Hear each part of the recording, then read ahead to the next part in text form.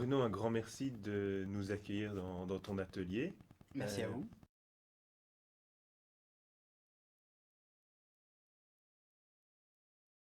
C'est le directeur artistique de Gallimard Jeunesse que je connais depuis assez longtemps. C'est pas une collaboration très régulière, mais il m'appelle quand même une fois tous les 2 ans. Et plein milieu du printemps, il m'a proposé d'illustrer ces 3 couvertures, donc les 3 ouvrages de la bibliothèque de Poudlard. C'est pas parce que je suis vraiment un fan de l'univers de J.K. Rowling ou de Harry Potter, c'est vraiment, voilà, il a voulu me faire faire de la typographie. Il avait une idée assez précise de ce qu'il voulait. Euh, c'est d'ailleurs un directeur artistique qui travaille beaucoup comme ça. Il a une idée assez précise. Il veut de la typo, il veut des jeux autour de dessin et de typographie. Il veut un habillage. Il veut que ça ressemble à un livre qu'on pourrait vraiment trouver à Poudlard, malgré le format poche et le manque de reliure, il faut qu'on le ressente. Donc il a dû penser que j'étais la bonne personne pour faire de la typo et pour donner cet aspect un petit peu livre ancien.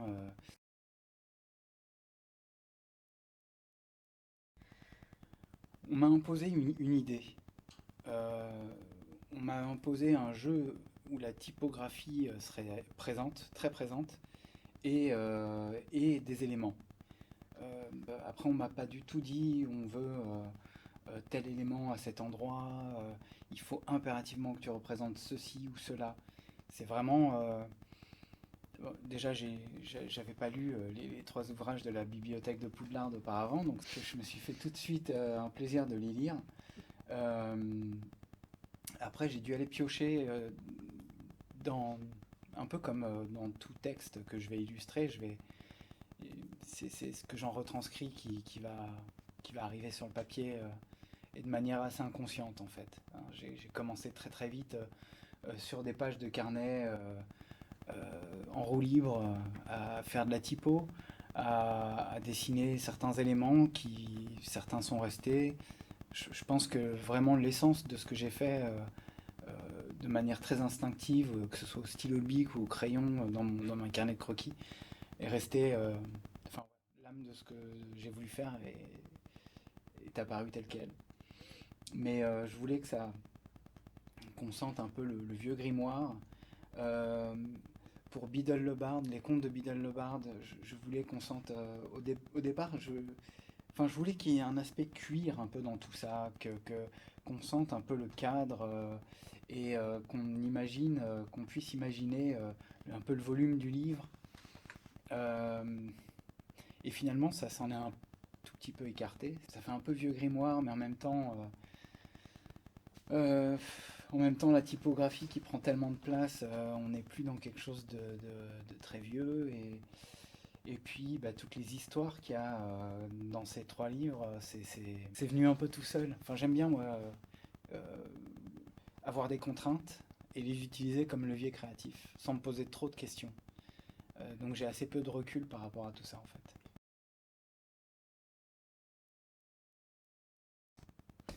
Alors, d'abord, il y a une première phase, ça doit être, c'est là. Il y a vraiment une première phase où c'est dans mes carnets de croquis, il faut que je, je fasse ma cuisine, je bidouille. Donc j'ai tout de suite cette vision ça, c'est vraiment le truc qu'on voit dans le Quidditch. Et puis ça, on le voit dans presque tous. Je sais pas pourquoi, c'est venu tout seul. Après, des jeux de typographie, donc vu qu'il fallait vraiment mettre la typographie en avant, j'ai fait des essais. De typo à la main. Ça faisait partie de mes contraintes, il fallait que ce soit fait à la main. Il y a des typos qui ont été vraiment abandonnés, hein, comme celle-là. C'est vraiment une typo utilisée par une équipe de baseball. Très imprimerie. C'est les Dodgers de Los Angeles. Et pour le Quidditch, je me voyais. Enfin voilà, je voulais jouer un petit peu sur les années 50 parce que ça parle d'histoire et en même temps être dans quelque chose de très moderne. Je voulais mêler un peu tout ça en fait. Alors une fois que j'ai fait ça, je vais travailler sur ordinateur pour faire des crayonnés que je ne vous montrerai pas. Parce que par exemple, pour Beedle le Bard, il y avait écrit Aldous Dumbledore. Donc je me suis fait taper sur les doigts gentiment par Gallimard, en me disant on peut pas envoyer ça en validation. Et ben, en gros, une fois que j'ai mes crayonnés qui partent régulièrement en validation, qui reviennent avec, bah, sans validation, mais avec quelques retouches à faire, quelques ajustements, et puis bah, je me suis prêté à ce jeu-là. Donc ça a pris un certain temps, des allers-retours comme ça. Une fois que le feu vert est donné, bah, j'aime bien travailler sur papier. Et donc là, c'est les originaux. Donc ça va être, je vais travailler un peu comme un sérigraphe, c'est-à-dire vraiment sur euh, je vais avoir des planches, bah, c'est un peu des pièces détachées quoi, jusqu'aux dernières pièces détachées qui sont les petits détails de dernière minute. Au fait, ça on n'arrive pas trop à le lire ou est-ce que tu peux faire, voilà, ça c'était la dernière demande, c'est qu'il y avait un petit sorcier que j'avais pas fait dans mes crayonnés, qui est sorti directement en celui-là là, sur la feuille. Alors on voit sa forme ici. Donc c'est pour ça la sérigraphie, c'est vraiment euh, cette forme-là qui est noire ici, elle est passée en blanc. Et j'y ai mis une couche supplémentaire. C'est les petits détails, c'est ce petit sorcier. Enfin bref. Donc ouais, j'ai travaillé sur papier, à la pierre noire. C'est un crayon qui est fait de fusain comprimé, qui est assez poudreux, très sec. Et le fait que ce fusain soit comprimé, il y a plein de pigments et ça fait quelque chose de très très noir. C'est le crayon avec lequel j'ai fait mon premier album qu'on a dû poser par là-bas. Donc ça c'est un album que j'ai fait complètement à la pierre noire. Donc ça permet d'avoir du gris, mais si je veux aller dans le noir très, très profond, je peux y aller. C'est même un noir qui est dur à retrouver à l'impression.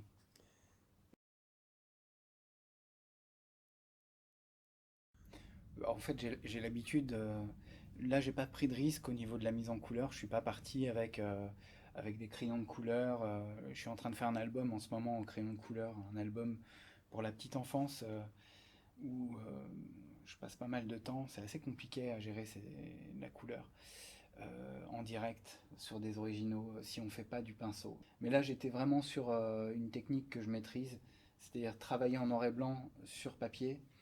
Euh, Scanner et traduire en couleur tout ce que j'ai fait en noir et blanc. Ça permet vraiment d'avoir un rendu que je maîtrise complètement. Voilà. Là, on avait assez peu de temps en fait, hein. J'ai été contacté fin du printemps, on a commencé à bosser début de l'été et il fallait que tout soit fini au moment où je partais en vacances. Donc j'ai eu à peu près un mois pour faire les trois coups. Ça rigolait pas avec tous les allers-retours qu'il y a eu, c'était un peu sport. Euh, Je crois que j'ai dû livrer les hautes def quand même juste en rentrant de vacances. Il manquait quelques jours de travail. J'ai demandé s'il était possible de partir en vacances quand même. Est-ce que je peux partir en vacances sans mon ordinateur? Et je crois qu'on a réussi. Forcément, il y a une réflexion. Après, elle vient instinctivement, là, cette réflexion. Et j'ai trouvé des codes, c'est-à-dire ce cadre. Il y a une régularité avec il a fallu créer un petit logo, la bibliothèque de Poudlard. Le sens de la lumière, parce que dans chaque élément, en fait, il y a une face qui arrive à la lumière. Et enfin, c'est à peu près logique, donc il y a un volume, en fait. Je pense que il y a vraiment l'esprit de collection. Et en même temps, ils sont tous différents puisque j'ai utilisé des typos très différentes. Enfin, j'ai créé des typos très très différentes. Voilà, j'ai tout de suite été dans le baseball pour le Quidditch. Et pour les animaux fantastiques, hein, c'est venu assez vite aussi. Ça, c'était très. Il y avait une typo un peu organique, un peu animale, un fond très végétal. Les contes de Biddle le Bard, c'est peut-être celui où il y a le plus d'environnement. C'est un environnement qui se tient presque, avec un premier plan, une profondeur. Les autres sont un peu plus. Enfin, le Quidditch surtout est très éclaté. Il n'y a pas d'espace dedans. J'ai pas honte de le dire. J'ai fait une recherche Google Images. Vu que c'est un élément qui arrive en tout petit, il faut qu'il soit assez reconnaissable, hein, comme un logo. J'ai un peu décalqué en fait, hein, clairement une photo qui me paraissait sous un angle. Je l'ai retraduite, c'est-à-dire les lumières. J'ai éliminé certains détails. Enfin, je suis parti de cette photo qui me semblait prendre bien la lumière. On allait bien reconnaître Poudlard. L'environnement n'est pas exactement le même, hein. Moi, j'ai vraiment fait des sapins en premier plan. Alors, c'est pareil, j'ai dû faire la typo à la main de la bibliothèque de Poudlard. Je ne me rendais pas trop compte à quelle échelle ce serait. On le verrait. D'ailleurs, au début, c'était assez dur à lire parce que l'écriture était toute petite.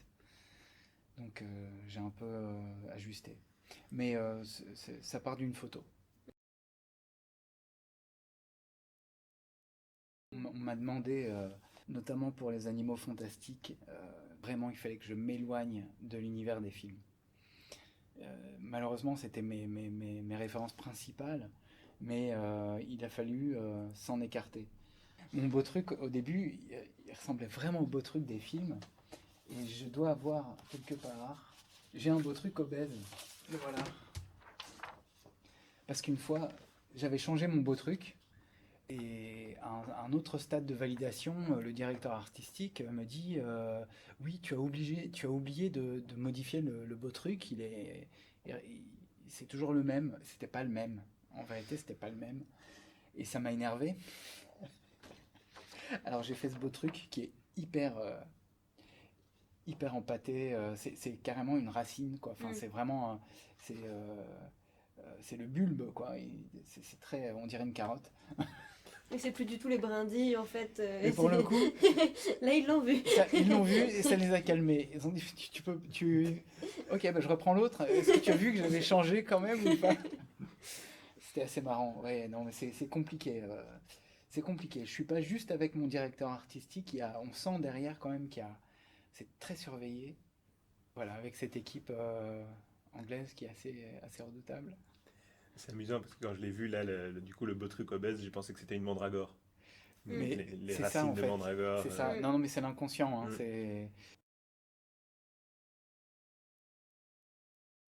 Au départ, c'était une pâte d'hippogriffe. Et donc euh, j'ai eu comme retour qu'elle n'était pas. Alors là, ça venait pas d'Angleterre. C'était un retour vraiment du directeur artistique qui trouvait que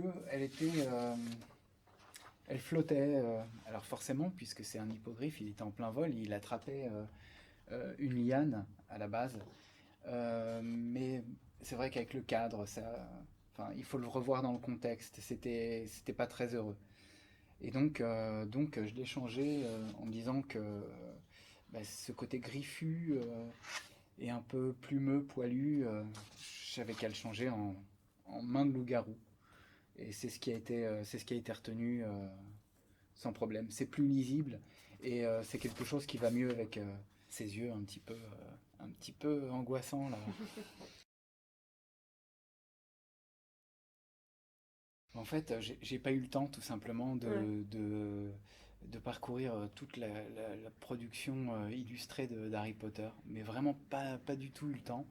J'ai juste eu comme référence les trois exemplaires qu'on m'a envoyés, qui étaient ceux de l'édition précédente, qui n'avaient strictement rien à Mm. voir avec celle-là, qui étaient beaucoup plus graphiques, épurés.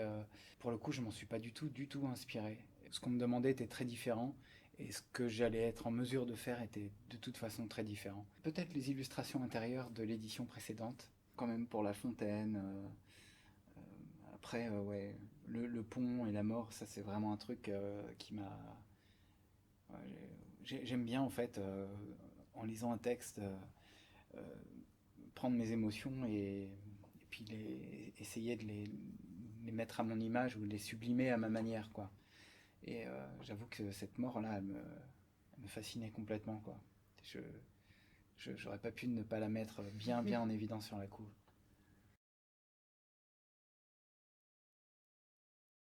moi je suis partant. Hein. Je suis vraiment partant. C'est vrai que là, pour le coup, c'est de la typo, c'est du. Mais voilà, j'aime bien partir dans des aventures illustrées assez fournies. Voilà, c'est quelque chose qui me plairait. Autant j'apprécie sans être un fan l'univers d'Harry Potter.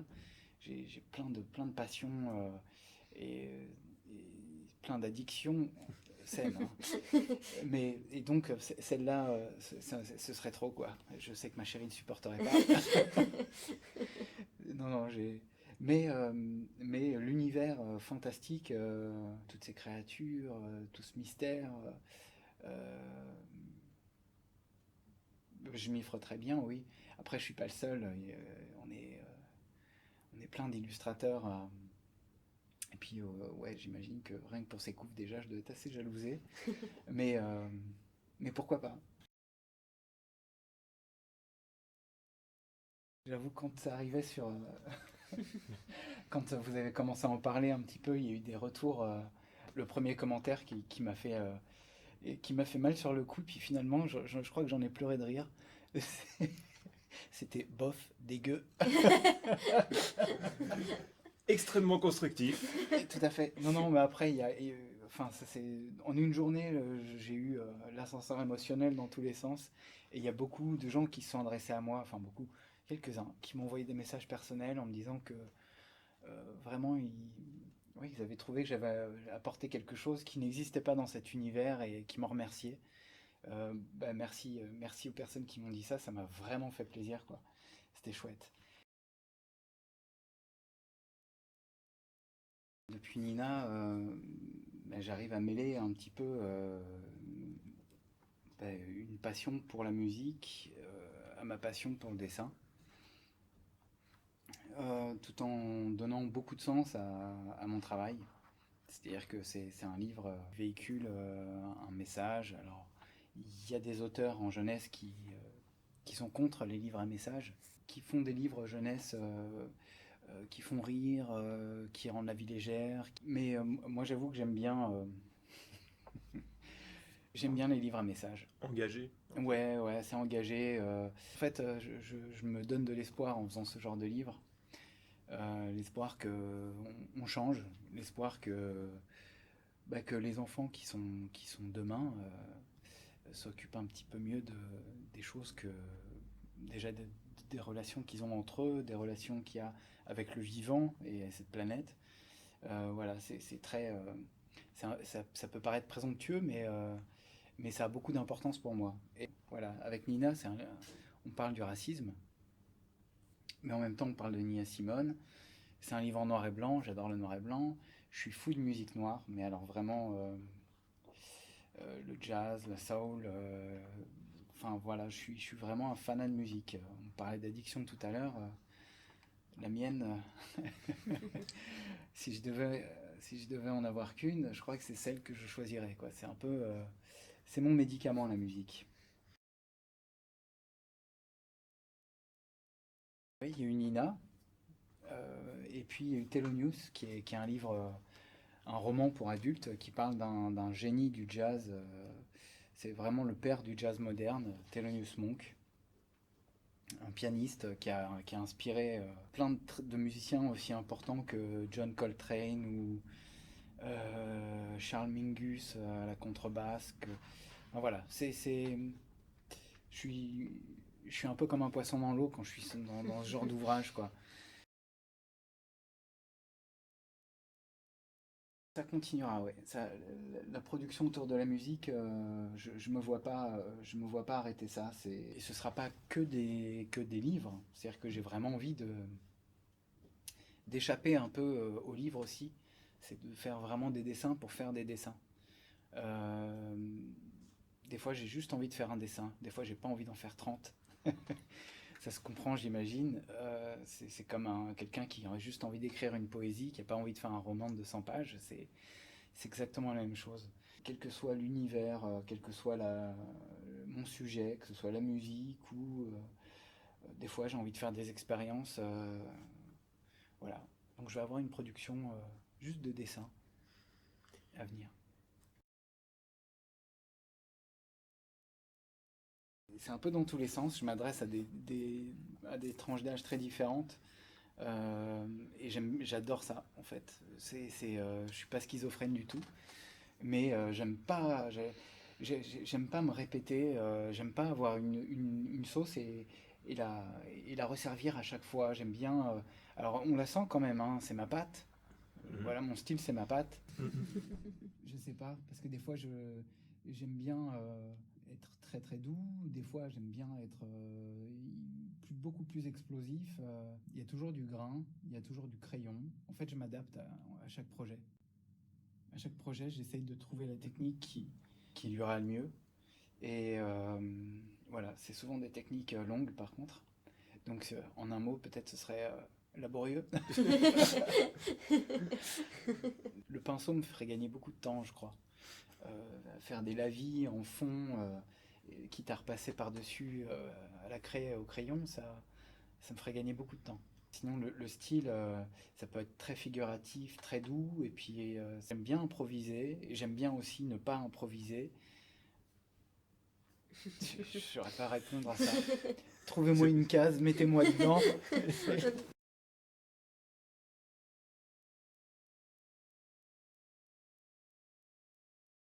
J'ai souffert de manque d'onirisme pendant 18 ans à faire beaucoup de documentaires. Et c'est pour ça que je voulais faire impérativement des albums. Et quand le texte de Nina est arrivé, c'était un choc. Un choc. J'ai tout de suite, en lisant ce texte, je savais que ma vie changeait, quoi. Et ça y est, j'allais baigner dans l'onirisme. Mais vraiment, oui, ça me plaît. C'est une case que j'aime bien. Tant mieux. Merci beaucoup en tout cas de nous avoir accueillis, d'avoir répondu à nos questions. Merci mille fois à vous. Merci beaucoup.